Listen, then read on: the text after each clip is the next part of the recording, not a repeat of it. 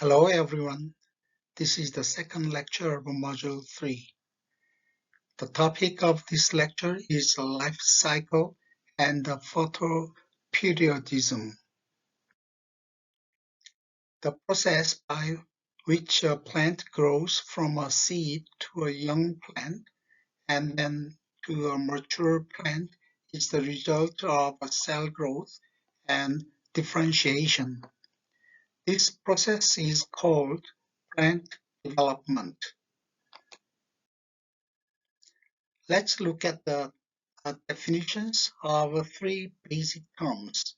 In all living organisms, growth and differentiation occur continuously, ultimately leading to development. The development means that plants undergo totally changes in form and function. Plant life cycle is the series of stages that a living organism goes through from its birth through growth and differentiation and eventually to aging and death. In other words, the life cycle means basically development, reproduction, aging, and death. The life cycle of cannabis plants can be divided into 4 stages: seedling, vegetative, pre-flowering, and the flowering stage. The seedling stage takes 2 weeks from germination. Vegetative stage takes 3 to 8 weeks. Pre-flowering stage lasts 1 to 3 weeks in photoperiod cannabis. Finally, flowering stage takes 7 to 9 weeks in indica strains and 10 to 14 weeks in sativa strains. The seeds starts when they absorb water and oxygen. Seedlings develop cotyledons and then the first true leaves. The germination stage of the cannabis life cycle is the initial step. It takes 2 to 7 days, where seeds begin to sprout under favorable conditions. As the radicle grows, the first pair of cotyledons within the seed will start to unfold. These cotyledons carry nutrients from the seed to provide initial energy for the growth of the seedling. The seedling stage takes 2 weeks right after germination. The vegetative stage heavily depends on proper lighting. Plants need around 16 to 24 hours of illumination daily to sustain growth. This stage can span from 3 to 8 weeks. The following stage is an important period in a cannabis plant's life cycle, marking the transition from growth to maturation. Triggered by increased darkness, the plant ceases its outward expansion. Indoor growers mimic natural conditions by adjusting the light to a 12-hour cycle, while outdoor plants respond to the shorter days of approaching autumn. After absorbing water, cannabis seeds will swell and crack open. Once cracked, a small root known as the radicle will emerge and grow downward to anchor itself in the medium.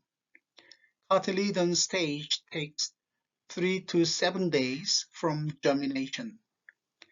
2 cotyledons open and begin photosynthesis. At this point, the first true leaf starts to develop. The first true leaves appear around 5 to 10 days after germination. The first leaf is usually a single leaflet. Second true leaves grow above the first leaves around 10 to 14 days after germination.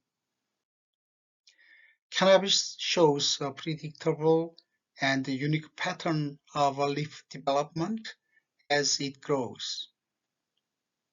The number of leaflets increases with each new node during the vegetative phase and decreases again during flowering.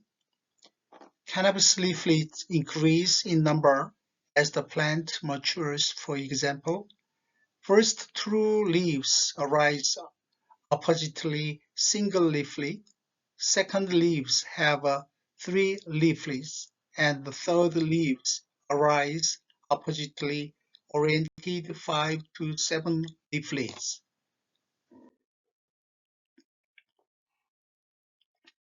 Photoperiodism is an organism's ability to adjust their physiology and behavior to seasonal changes in the environment according to the length of day.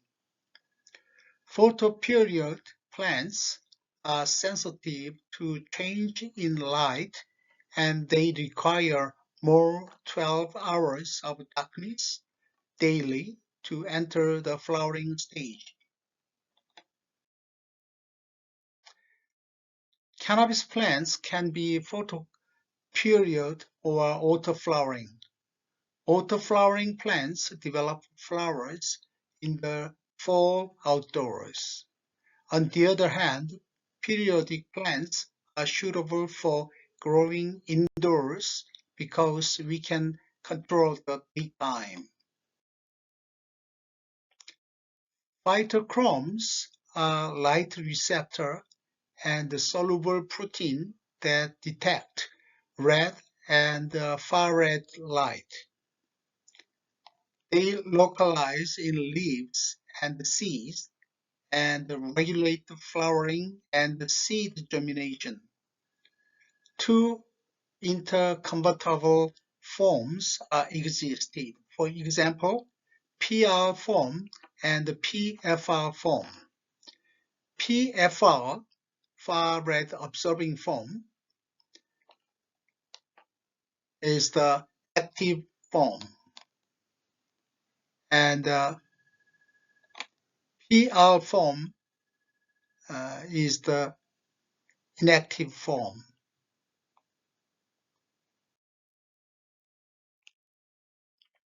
During the day, because there is a lot of red light, most phytochromes are converted from PR form to PFR form.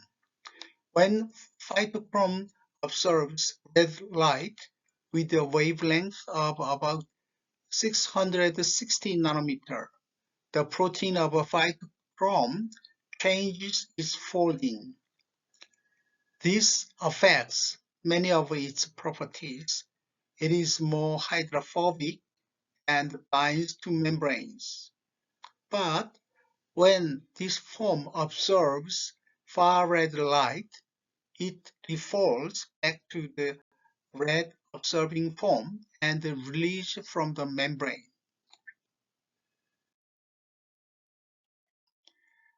The conversion of an adult from the vegetative to the flowering condition is the most complex of photoperiodic processes.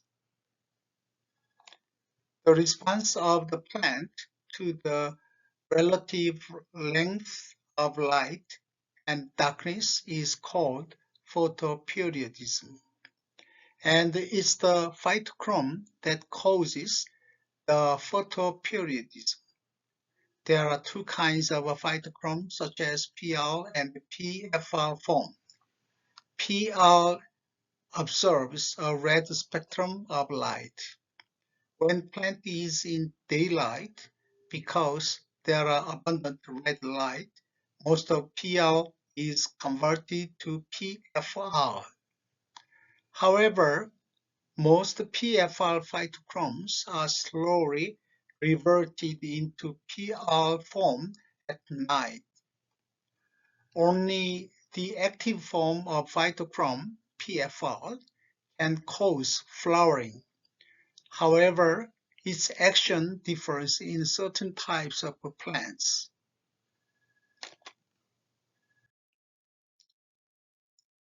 This is the summary of photoperiodism. In short-day plants, PFR inhibits flowering, and hence flowering requires low levels of PFR, that is, resulting from long nights. However, in long-day plants, PFR activates flowering, and hence flowering requires high levels of PFR, that is, resulting from short nights. These green dots represent the levels of PFR. 18 hours light, 6 hours dark cycle is the most common and the standard light schedule for the vegetative phase. It provides strong photosynthesis for rapid growth, and at the flowering stage, 12-12 cycle, the uninterrupted 12-hour dark allows a dark period for plant recovery. 12-12 light cycle is the most widely used and reliable schedule to induce flowering in photoperiod cannabis. The uninterrupted 12-hour dark period is the key signal for flowering. Now let's learn about auto-flowering plants that flower automatically at a certain time, regardless of the photoperiod. Ruderalis refers to auto-flowering species. It grows from seed to harvest in 7 to 9 weeks, and to do so regardless of a photoperiod. Also, this species has little or no THC and are primarily distributed in mountainous areas with high latitudes and cold weather.